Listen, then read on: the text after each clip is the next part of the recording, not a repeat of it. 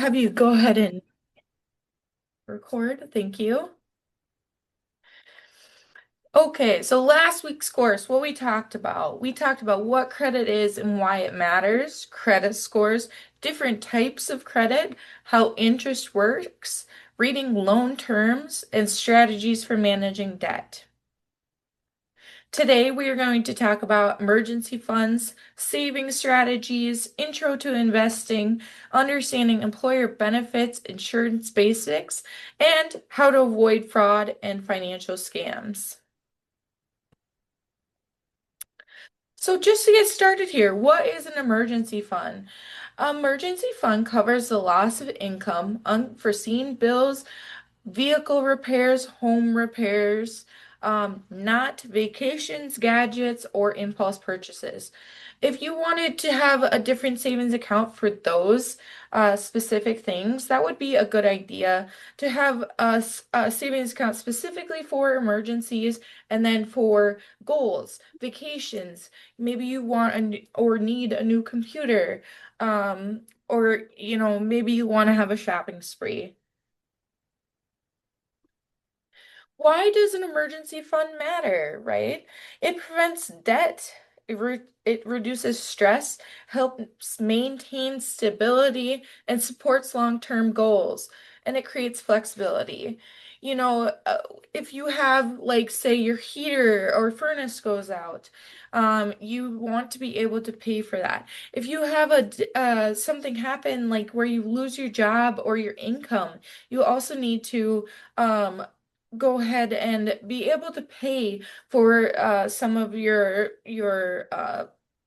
bills. So that's where we move along to how much do you need to save, right? It's you can start small with 500 or $1,000, and then you want to work your way up to 3 to 6 months worth of expenses. In almost all of our classes where we are talking to people about their expenses, that's the suggestion, right? 3 months worth of expenses. You don't know what is going to happen, right?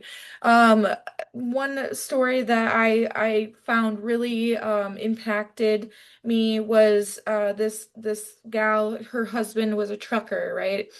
And he was having some issues breathing and went into the doctor and found out he had lung cancer. And so he could not go out and work and do his trucking for a couple of months. And they really struggled even with just that treatment for that amount of time. And luckily, he was able to go back and work again. But that just really made them realize for the future that they need to have some savings account. Because, things like that happen. What if he hadn't been able to go back to work? Um, you know, where do you want to keep your savings, right? You want to keep it in a high interest savings account. I like to keep my savings so it's not easily accessible to me. Um, I have it in a different bank than my normal checking account that I use for everyday purchases. So if I'm going to use my savings account, it's still accessible, right? I can still get to it. But I have to think about it more than just going into my app and transferring it from my savings account to my checking account, right? So I keep it there and I have direct deposits, right, into that account. There are some different saving strategies as well. The SMART goal strategy, specific. What do you want to save for? Measurable. How much do you want to save? Achievable. If you want to go on a vacation, and it's a really expensive vacation, how much realistically can you put away per month? Or do you need to, scale it back a little bit or give yourself more time? For when you want to go on that or are going to go on that vacation. You know, if you need to save $500 a month, that might not be realistic for you. Um, Relevant too, right? When you're thinking about right now in your life, what is relevant, right? Do you have a home that you need to save for? Do you have children? Are you looking for retirement? Different things like that are really dependent on the stage of life that you're in. Time bound, right? You want to have a goal and a time. I want to be debt free by the end of the year. I want to have $1,000 in savings by the end of the year. Different things like that. So you really can look back and reflect on what you have gotten done in that time. I am a type of person that I have to write notes or set reminders. So I go onto my personal calendar on my phone or my work calendar, whatever works for you. And I set up a reminder pops up. How much is in your savings account? Just something easy that you can remember to and will really trigger you to start thinking back on what you have done. Pay yourself first. That's another very important thing. If you have the ability, put $100 into your savings account every month or every pay period. Or, you could, if you are getting paid with a check, take that $100 right away and put it into an envelope. Put it into, a safe place, a safe, different things like that, a separate savings account, like I said before. Implement a no spend challenge. That's something that we see is really common during January, don't no spending for the month of January, no spending for the month of February, except for obviously your basics. You need to buy groceries, pay your bills, different things like that. But it's more talking about those like creature comforts, right? That we talked about, the wants versus the needs. You can also meal prep, cancel subscriptions and memberships. I know, I am not very good at meal prepping, but I'd like to be better, right? Um, just buy and prep out what you need for the week. AI is a super good tool for this. You can put in there, make me a meal plan, put in your parameters that you like. Maybe you don't like fish or pork or whatever. Maybe you want to have more of a veggie heavy dish. And that will create a meal plan for you, and then you can tweak it from there. It's super nice as well. It can write out even the groceries and exact amounts that you want. I do have a game time here if Steph wants to launch that game number one. Super short here. I'll give you just a little bit of time to answer that.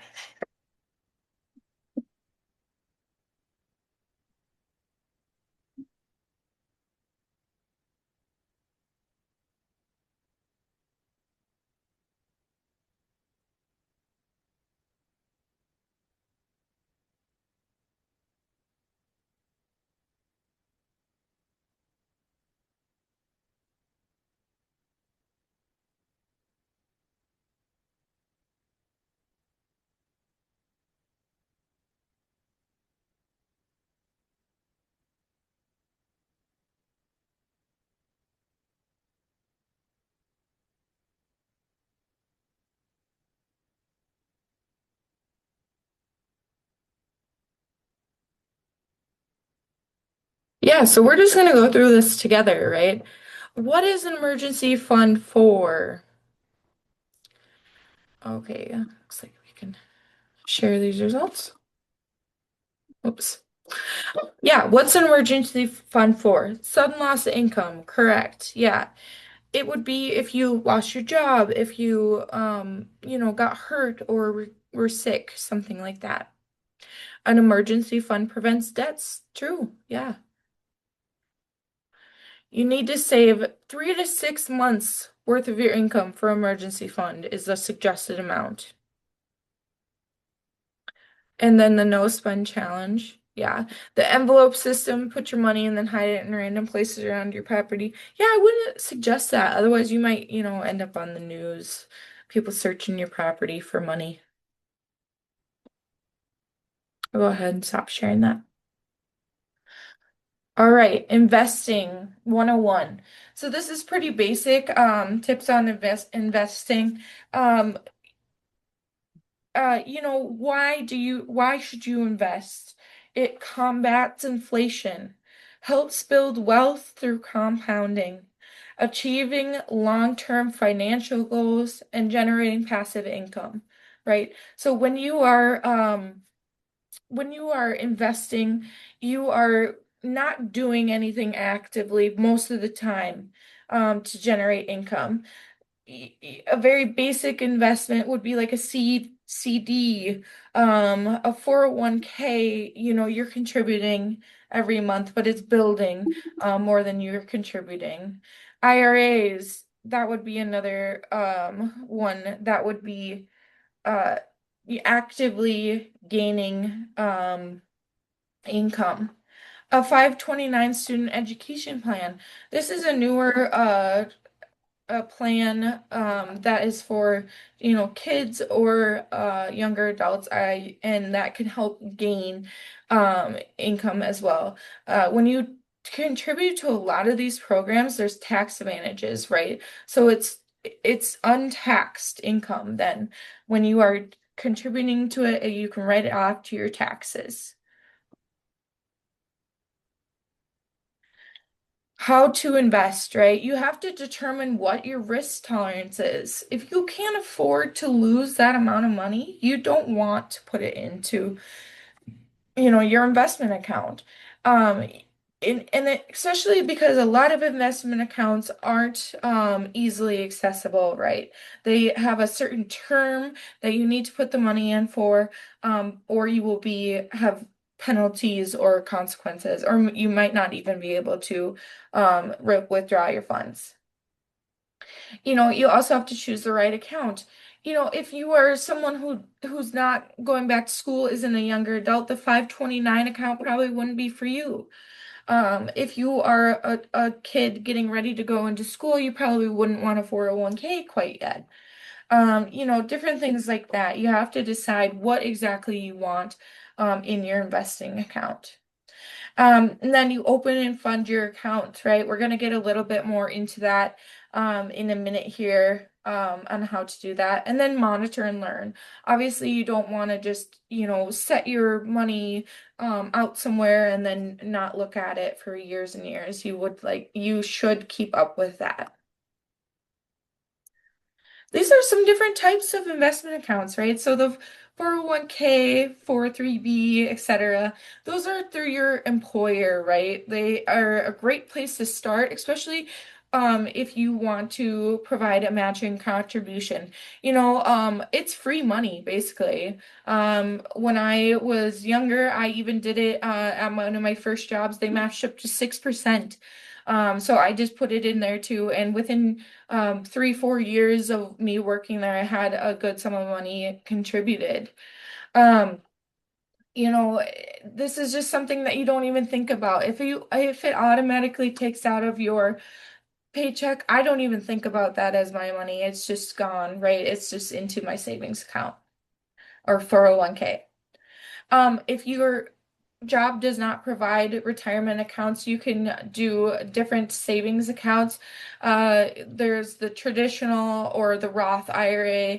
They have tax benefits as well, and they're a little bit more flexible than a 401k. So if you need to borrow against that, you can do so. Typically, these are set up through like different financial institutions, bankers, different things like that. Specialized accounts. A specific goal, like education savings, is the one I talked about. The 529 is a good one. And then the brokerage account, right? A standard flexible account with general wealth building, no withdrawals or restrictions. It does not have any tax advantages then. The brokerage account would be more of like a stocks and bonds. Um, just out of my own curiosity, I looked this up. How to purchase stocks, right?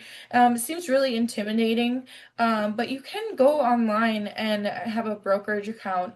That's the most common way to invest. You open an account with a brokerage firm, fund it. Obviously, you need to have money to start it up, and then you can use their online platform to buy and sell stocks or funds. Um, they can offer commission-free trading. Sometimes they have commission as well, for a fraction of your shares, yeah, right? So they own like 10% of your shares or whatever their fee is. A robo advisor, it has a more of a do it for me approach, right? You can find an automated service that manages your portfolio based on your risk tolerance. So risk tolerance again means how much you're willing to lose. But that does cost a little bit of money. Also, financial advisor. There are so many financial advisors out there that have different, advice. They're people, right? So that you can actually go to them to manage your finances and different things, right? I go to mine once a year, talk to him about what I have currently invested and what he thinks that I should do differently, if anything, right? It could just be a phone call too. Just depends on the financial advisor. You can purchase stocks directly. Um, the direct stock purchase plan allows you to buy stocks directly from the company. If you see like Amazon or Facebook or different things like that, you can go there and purchase their stocks directly. That doesn't diversify your risk as much, but maybe you have a Steve Jobs in your life who's going to start up a company, and you wanted to invest in them, you could do that as well. Dividend reinvestment plans. Um, if you already own stocks that pay dividends, a DRIP, dividend reinvestment plan, allows you to automatically use those dividends to buy more shares. So if it's something's doing well, then you can put it back into there and do even better. Um, that's just a kind of a very basic overview of stocks. If you want more information, you could go to a financial advisor or we can talk about that one-on-one as well. Oh, I have another game here. Game number 2.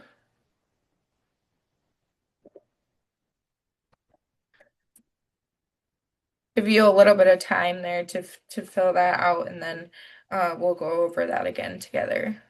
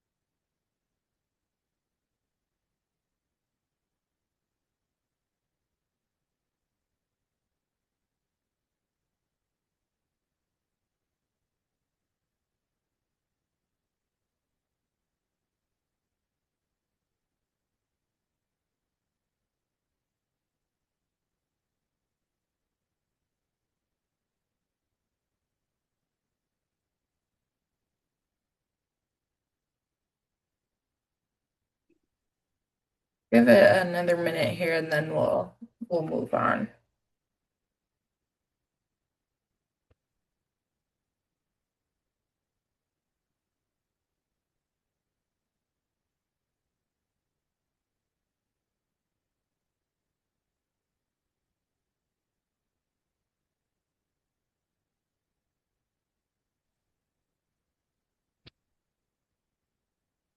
Yeah, so we'll just end the poll here and we can share the results.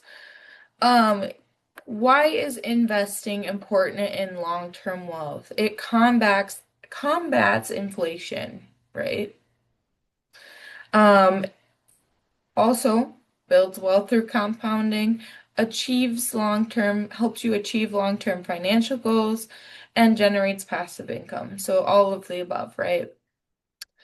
What would be considered an investing account, right?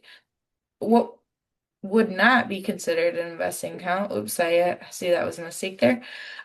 Savings account, right? That would not be an investing account. What is one way not to purchase? Going to Wall Street, right? The DSPP, that stands for the Direct Stock Purchase Plans. Okay, moving on here. Oops.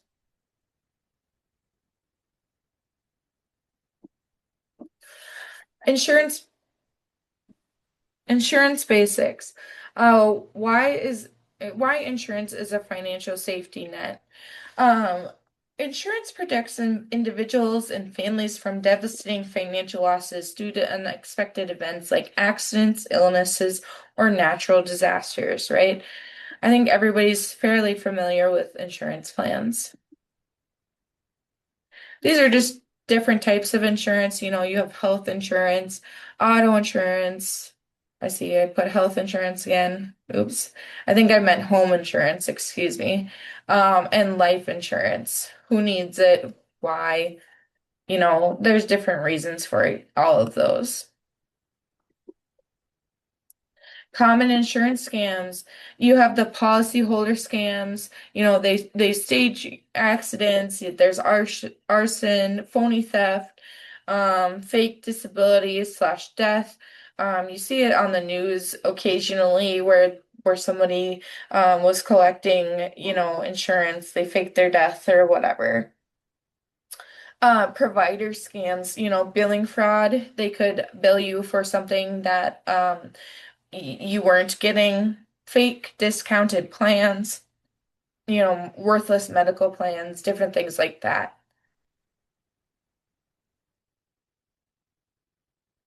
How to protect yourself. This goes with anything, any type of fraud or financial situation. You want to verify everything. Guard your personal information. Don't just give out your social security, your mother's maiden name, different things like that to anyone. Make sure they are a legit institution before giving that to them. Be skeptical, right? You want to make sure that things are legit. Just the other day, I was trying to book a hotel room and it popped up on my credit card as potential fraud. Well, it was me, and I went back and it just made me really look at the website that I was using, and it was legit. I mean, but my credit card made me think, maybe I should double check that. Read before signing. I can't tell you how many times I just skip to the bottom and say accept the terms. But especially with things that you are investing in, you have to pay over time. You want to really make sure that you are getting what you are signing up for. That's the same thing with like credit cards and different things like that. Make sure you read the terms to make sure that you are getting the services that you think you are getting. And then you can contact the insurer directly. If it says it's American Family or State Farm or different things like that, you can call them directly to make sure it is true, or call a local branch too. That's a good idea. If a deal seems too good to be true or too urgent, it probably is too good to be true. If they're rushing you, act now, you have till the end of the day. Those are some things that are red flags, and you should definitely take a step back and think about it. A lot of those plans, they're not going to go away. There's always going to be insurance. Um, This is talking about being underinsured, right? You want to make sure when you have a home, or a car or business that you are having the correct amount of insurance on that.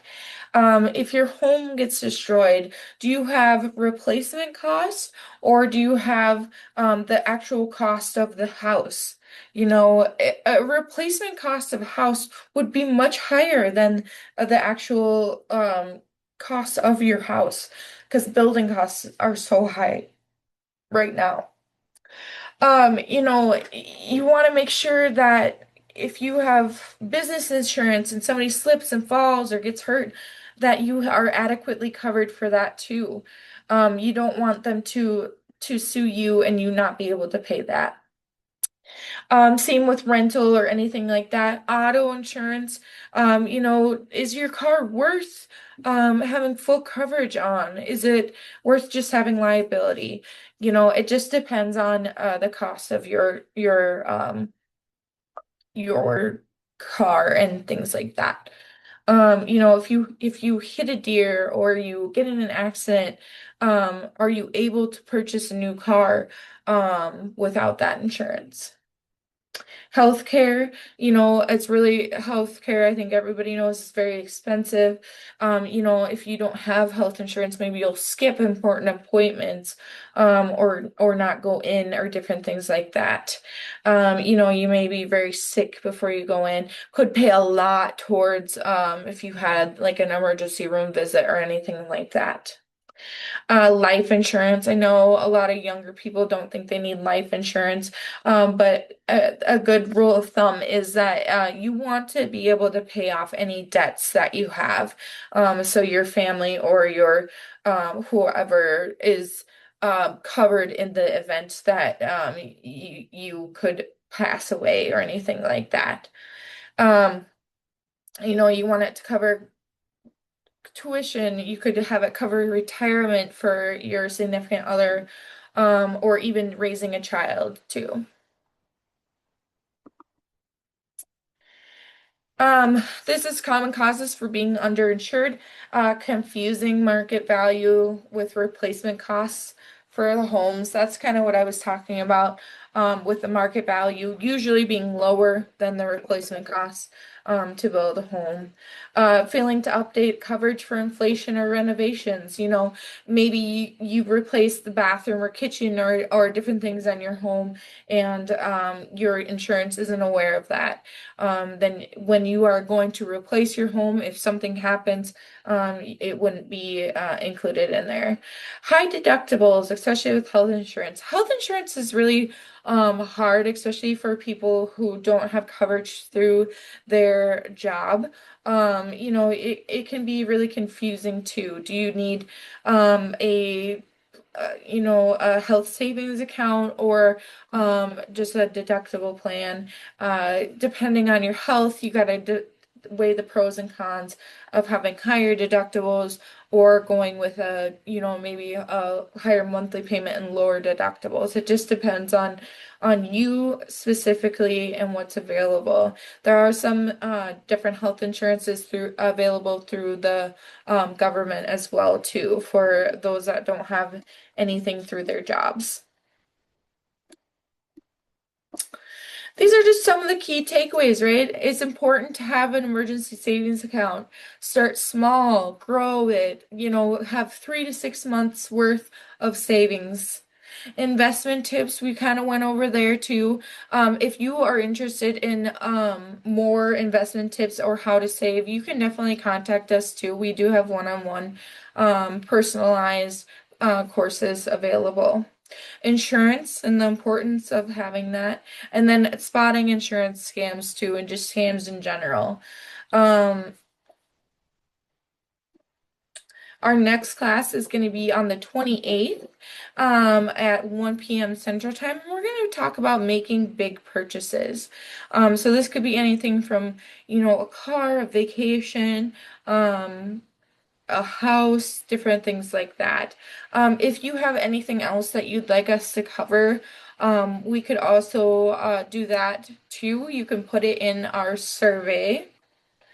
Um, and then that is also our Learn to Earn a Device program. We currently have Chromebooks and um, Amazon Fire tablets available for people who complete and pass 10 courses on our free platform, Northstar. And there's our survey. If you have anything that you want us to cover that we haven't already covered in the last 3 courses, now would be the time to tell us. Like I said, we can do one-on-one courses as well. If you just have something that you have just a quick question about, feel free to email me. And I can take a moment to go over that too. So I appreciate you attending today.